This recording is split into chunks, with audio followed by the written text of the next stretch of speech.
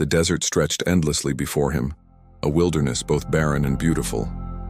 Jacob, son of Isaac and grandson of Abraham, walked alone under the rising sun, the dust of Beersheba clinging to his sandals.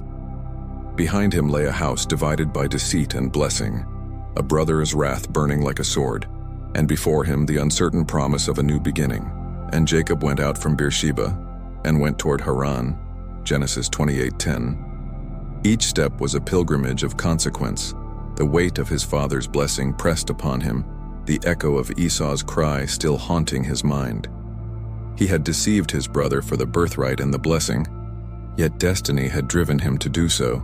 His mother, Rebekah, had whispered urgency into his ear, "Flee to my brother Laban in Haran." So he obeyed, though every mile carried both guilt and prophecy. As night descended, Jacob lay beneath the canopy of stars, and in a dream saw a ladder reaching to heaven, angels ascending and descending. Above it stood the Lord, declaring the covenant first given to Abraham. "The land whereon thou liest, to thee will I give it, and to thy seed." Genesis 28:13. Awakened by awe, Jacob named the place Bethel, House of God. From that night on, the fugitive became a pilgrim.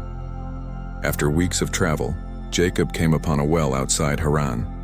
Shepherds waited beside it, for the stone was large. He asked them, "Do you know Laban, the son of Nahor?" They answered, "We know him."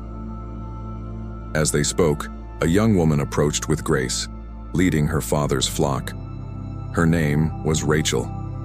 The moment Jacob saw her, his heart stirred with destiny. He rolled away the stone himself and watered the sheep, then kissed her and wept aloud, revealing his kinship.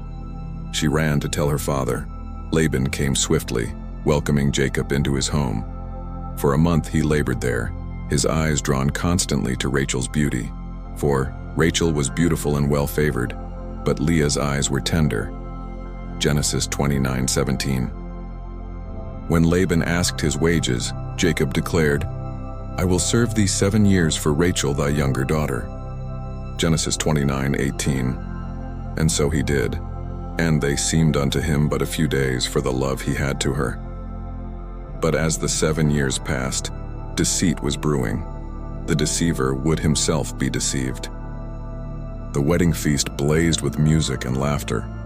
Torches danced against the night sky. Laban, cunning and silent, prepared his scheme. He veiled his elder daughter Leah and sent her in Rachel's place, hidden beneath layers of bridal cloth and ceremony. The night was dark, and Jacob's heart was full of joy. He did not see the face of the woman who came to him. Morning light pierced through the tent. Jacob turned, expecting to behold Rachel's beauty, but saw Leah. The shock tore through him like fire. "What is this that thou hast done unto me?" he demanded. "Did not I serve thee for Rachel? Wherefore then hast thou beguiled me?" Genesis 29:25. Laban's voice was smooth, almost mocking. "It must not be so done in our country to give the younger before the firstborn." Genesis 29:26. Then, with cold calculation, he offered another bargain. "Fulfill her week, and we will give thee this also for the service which thou shalt serve with me yet 7 other years." Thus Jacob was bound again. He completed the bridal week with Leah, and then took Rachel also, loving her more than Leah. The household was divided from the beginning. 2 sisters now shared one husband, each bound by love and jealousy, each destined to shape the future of a nation. Leah bore the burden of being unloved, yet the Lord saw her sorrow. When the Lord saw that Leah was hated, he opened her womb, but Rachel was barren. Genesis 29:31. Leah conceived and bore a son, saying, "Surely the Lord hath looked upon my affliction, now therefore my husband will love me." She named him Reuben. Again she conceived, "Because the Lord hath heard that I was hated, he hath therefore given me this son also." She named him Simeon, then Levi, then Judah. "Now will I praise the Lord." Genesis 29:35. Rachel watched in anguish as Leah's tent filled with sons. Her own arms were empty, her heart burning with envy. She turned to Jacob, crying, "Give me children, or else I die." Genesis 31. Jacob's anger flared. Am I in God's stead who hath withheld from thee the fruit of the womb? But Rachel's resolve hardened. She would not be outdone. Thus began a contest not of love alone, but of divine favor, a rivalry that would birth a people. Rachel, in her desperation, offered her maid Bilhah to Jacob, that she may bear upon my knees, and I may also have children by her. Genesis 33. Bilhah conceived and bore Dan. God hath judged me, Rachel said, and hath given me a son. Then Bilhah bore Naphtali. With great wrestlings have I wrestled with my sister, and I have prevailed. Leah, seeing Rachel's strategy, matched it. She gave her maid Zilpah to Jacob, and Zilpah bore Gad. A troop cometh, and Asher. Happy am I, for the daughters will call me blessed. The rivalry intensified, each sister striving for Jacob's love through sons and servants, each seeing in childbirth not merely joy but validation. The household grew tense. Leah had given Jacob 4 sons and 2 by her maid. Rachel's maid had given 2. Yet the heart of Jacob was still most tender toward Rachel. The fields of Haran whispered of conflict and divine design. The tents filled with the cries of infants, the songs of women, and the quiet prayers of 2 sisters bound in rivalry and fate. Then came the strange tale of the mandrakes. During harvest, Reuben, Leah's eldest, found mandrakes in the field, believed to bring fertility. Rachel desired them and pleaded with Leah, but Leah answered bitterly, Is it a small matter that thou hast taken my husband? And wouldest thou take away my son's mandrakes also? Rachel replied, Therefore he shall lie with thee tonight for thy son's mandrakes. Genesis 30:15. That night Leah met Jacob with the words, Thou must come in unto me, for surely I have hired thee with my son's mandrakes. She conceived again, Issachar, then Zebulun, then a daughter, Dinah.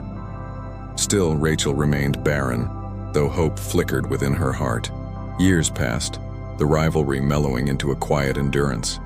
The 2 sisters lived side by side, their lives interwoven like the strands of a tapestry, each thread distinct, yet bound into one destiny. In time, God remembered Rachel, and God hearkened to her and opened her womb. Genesis 30:22. She conceived and bore a son, saying, God hath taken away my reproach. She named him Joseph. The Lord shall add to me another son. The birth of Joseph shifted everything. Rachel's joy was radiant, yet tinged with longing for more. Leah's tent had been full, but her husband's heart remained elsewhere.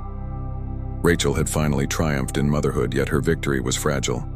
The sisters' rivalry was no longer open war, but a quiet ache, each woman a mirror of the other was yearning. Jacob's flocks prospered. Under Laban's watchful eye, he had served 20 years, 14 for the daughters, 6 for the sheep. Laban's deceit had made Jacob a servant longer than any man should bear. Yet through divine favor, Jacob's wealth multiplied. He bred strong flocks through cunning and divine insight, and Laban's sons began to whisper in envy, Jacob hath taken away all that was our father's. Genesis 31:1. Tension grew.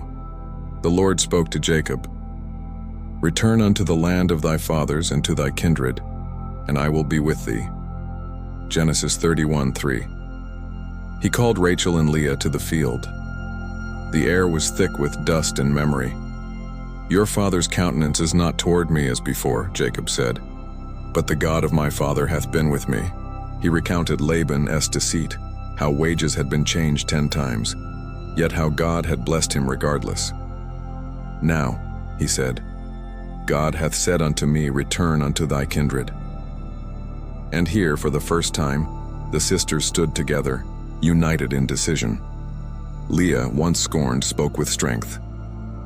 Is there yet any portion or inheritance for us in our father's house? Are we not counted of him strangers? Rachel agreed. Whatever God hath said unto thee, do. Genesis 31:14-16. Rivalry gave way to resolve. Together they prepared to leave Haran, to leave the house of their father, who had used them as pawns, and follow their husband toward the land promised by God. When Jacob and his family fled, Laban pursued them through the mountains of Gilead. His heart was filled not only with anger, but with loss.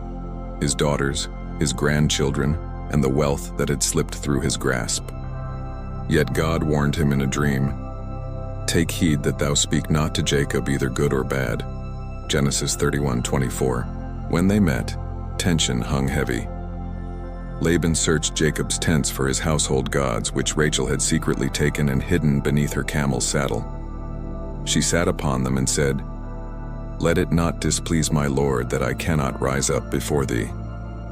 Genesis 31:35. Her cunning mirrored the wit of her husband, the deceiver now met by his own reflection in her. After heated words, Jacob and Laban made a covenant. They piled stones into a heap and called it Mizpah. "The Lord watch between me and thee when we are absent one from another." Peace was sworn, and Laban returned home. The family turned their faces toward Canaan. Years later, Rachel's longing for another son was fulfilled, but it came with sorrow. As they journeyed near Bethlehem, she travailed in hard labor. The midwife said, "Fear not, thou shalt have this son also." But as her soul departed, Rachel named him Ben-Oni, son of my sorrow, though Jacob called him Benjamin, son of the right hand. Genesis 35:18. Rachel died there and was buried by the road to Ephrath, her grave marked by a pillar that stands to this day. Leah lived on, raising her sons, Reuben, Simeon, Levi, Judah, Issachar, Zebulun, and Dinah. Though unloved in life, her legacy endured. From her womb came Judah, from whom kings would descend, and one day, the Messiah. Her quiet endurance became the hidden foundation of Israel's destiny. Jacob's heart never ceased to remember Rachel, yet in his burial, he chose the cave of Machpelah, beside Leah. Perhaps in the silence of years, affection had deepened into respect, and the unloved wife became his companion in eternity. Thus ended the story of Leah and Rachel, two sisters bound by love, envy, and divine purpose. Their rivalry was the crucible through which God forged a nation. Through their sons came the 12 tribes of Israel: Reuben, Simeon, Levi, Judah, Dan, Naphtali, Gad, Asher, Issachar, Zebulun, Joseph, and Benjamin, a lineage born of conflict, endurance, and grace. From deceit came destiny. From rivalry came redemption. And from two women's tears the covenant people arose. The tale of Leah and Rachel is more than the story of two sisters. It is the story of how human longing, jealousy, and faith intertwine with divine will. Through heartbreak and rivalry, the God of Abraham shaped a legacy that would bless the earth. Their lives remind us that even amid deception, love, and sorrow, divine purpose never falters. For from their tents, filled with laughter, cries, and prayers, the 12 tribes were born, and the covenant promise carried onward. And so the rivalry that began in the tents of Haran became the foundation of a nation. The story of Leah and Rachel, the rivalry that built a nation. Hit that like button, subscribe, and turn on the bell. More Bible figures await.